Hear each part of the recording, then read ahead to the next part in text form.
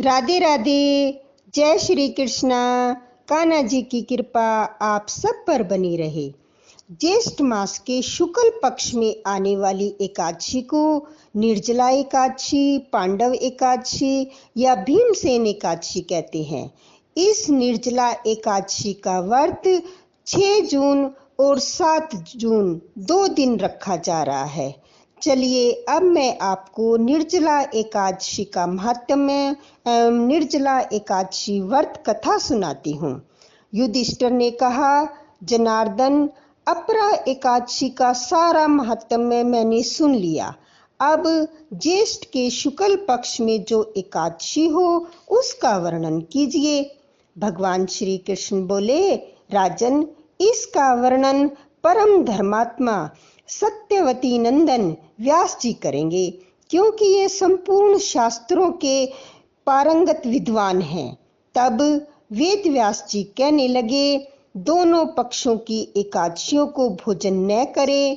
द्वादशी को स्नान आदि से पवित्र हो फूलों से भगवान केशव की पूजा करके नित्य कर्म समाप्त करने के पश्चात पहले ब्राह्मणों को भोजन देकर अंत में स्वयं भोजन करे। राजन, जनाशोच और मरणाशोच में भी एकादशी को भोजन नहीं करना चाहिए। यह सुनकर भीमसेन बोले, परम बुद्धिमान पितामह, मेरी बात सुनिए।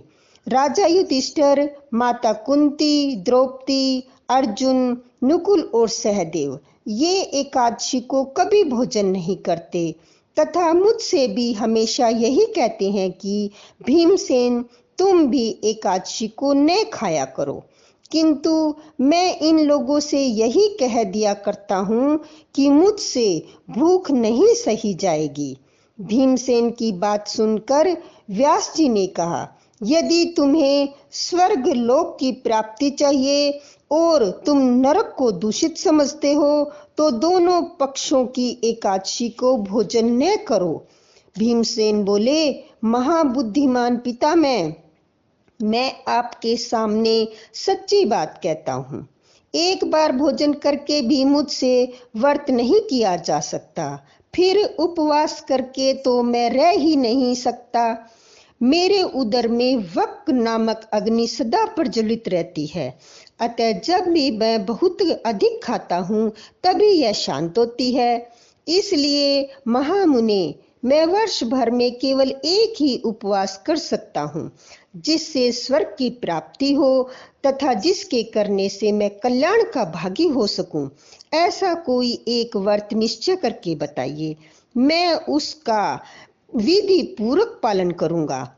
व्यास जी ने कहा, भीम, ज्येष्ठ मास में सूर्य वृष राशि पर हो या मिथुन राशि पर शुक्ल पक्ष में जो एकादशी हो उसका यत्न पूर्वक निर्जल व्रत करो। केवल कुल्ला या आचमन करने के लिए मुख में जल डाल सकते हो, उसको छोड़कर और किसी प्रकार का जल विद्वान पुरुष मुख में न डाले, अन्यथा व्रत भंग हो जाता है। एकादशी को सूर्य उदय से लेकर दूसरे दिन के सूर्य उदय तक मनुष्य जल का त्याग करे तो यह व्रत पूर्ण होता है। उसके बाद द्वादशी को निर्मल प्रभात काल में स्नान करके ब्राह्मण को विधि पूर्वक जल और स्वर्ण का दान करे। इस प्रकार सब कार्य पूरा करके जितेंद्रिय पुरुष ब्राह्मण के साथ भोजन करे।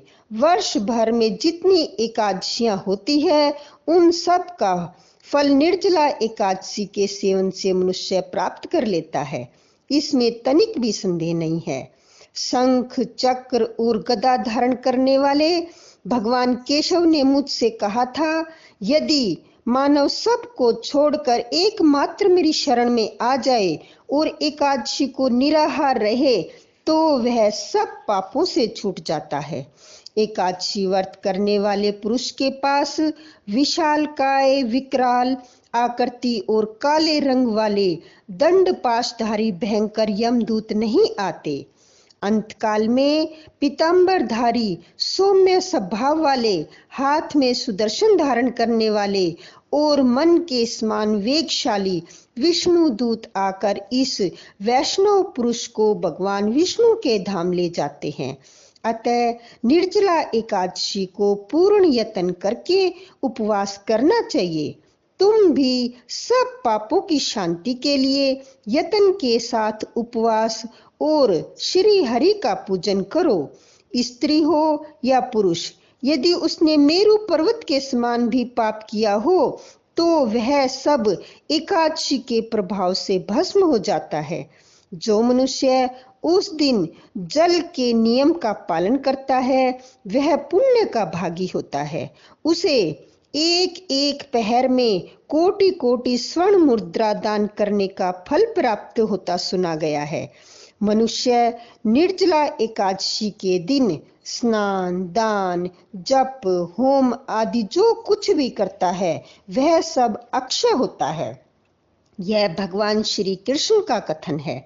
निर्जला एकादशी को विधि पूर्वक उत्तम रीति से उपवास करके मानव वैष्णव पद को प्राप्त कर लेता है। जो मनुष्य एकादशी के दिन अन्न खाता है वह पाप भोजन करता है। इस लोक में वह चांडाल के समान है और मरने पर दुर्गति को प्राप्त होता है। जो ज्येष्ठ के शुक्ल पक्ष में एकादशी को व्रत करके दान देंगे वे परम पद को प्राप्त होंगे। जिन्होंने एकादशी को व्रत किया है वे अगर ब्रह्म हत्यारे, शराबी, चोर और गुरुद्रोही होने पर भी सब पातकों से मुक्त हो जाते हैं। कुंती नंदन, निर्जला एकादशी के दिन श्रद्धालु स्त्री पुरुषों के लिए जो विशेष दान और कर्तव्य कहे गए हैं उसे सुनो। उस दिन जल में शयन करने वाले भगवान विष्णु का पूजन और जलमयी धेनु का दान करना चाहिए अथवा प्रत्यक्ष धेनु या घृतमयी धेनु का दान उचित है। प्राप्त दक्षिणा और भांति भांति के मिष्ठानों द्वारा यत्न पूर्वक ब्राह्मणों को संतुष्ट करना चाहिए। ऐसा करने से ब्राह्मण अवश्य संतुष्ट होते हैं और उनके संतुष्ट होने पर श्री हरि मोक्ष प्रदान करते हैं।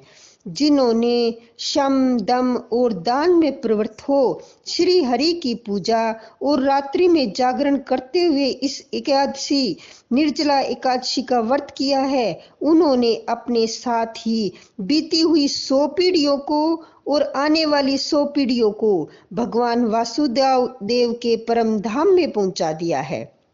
निर्जला एकादशी के दिन अन्न, वस्त्र, गो, जल, सैया, सुंदर आसन, कमंडलू और छाता दान करने चाहिए।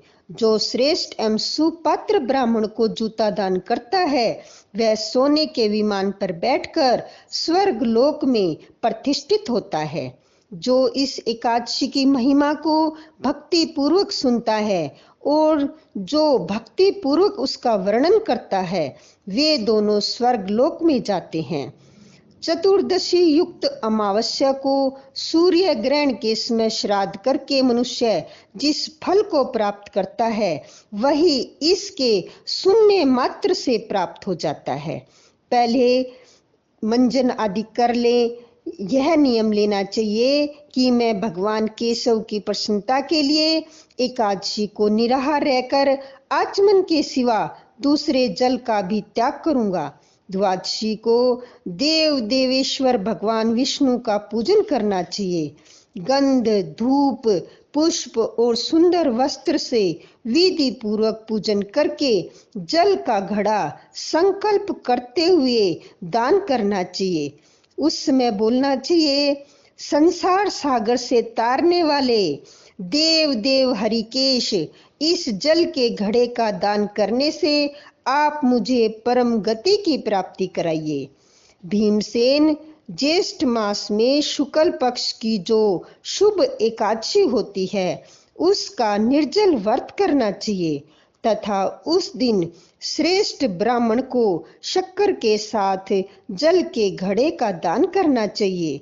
ऐसा करने से मनुष्य भगवान विष्णु के समीप पहुंचकर आनंद का अनुभव करता है। उसके बाद द्वादशी को ब्राह्मण भोजन कराने के बाद स्वयं भोजन करे।